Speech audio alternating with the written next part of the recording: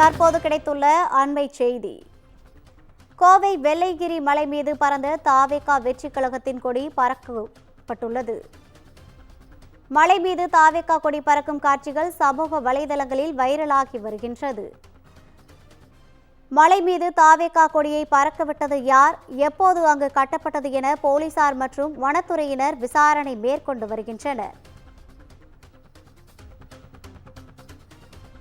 கோவை வெள்ளையங்கிரி மலை மீது தாவேகாவின் கொடி பறக்கவிடப்பட்டுள்ளது. மலை மீது தாவேகா கொடி பறக்கும் காட்சிகள் சமூக வலைதளங்களில் வைரலாகி வருகிறது. இது குறித்தான கூடுதல் விவரங்களை வழங்குவதற்காக நமது செய்தியாளர் ஞானசேகரன் இணைப்பில் இருக்கிறார். வணக்கம் ஞானசேகரன், கூடுதல் விவரங்கள். வணக்கம் ரவீனா. கோவை வெள்ளியங்கிரி மலை பக்தர்கள் 3 மணி நேரம் நடந்து 7 மலைகளை கடந்து சென்று இறைவனை வழிபடுவது வழக்கம். இந்நிலையில் தாவேகா கட்சி தொண்டர் யாரோ ஒருவர் வெள்ளியங்கிரி 7வது மலை மீது தமிழக வெற்றி கழக கட்சி கொடியை கட்டிவிட்டு வந்துள்ளார். தற்பொழுது அந்த காட்சிகள் சமூக வலைதளங்களில் வைரலாகி வருகிறது. இது குறித்து ஆலந்துறை காவல்துறை மற்றும் வனத்துறையினர் விசாரணை செய்து வருகின்றனர்.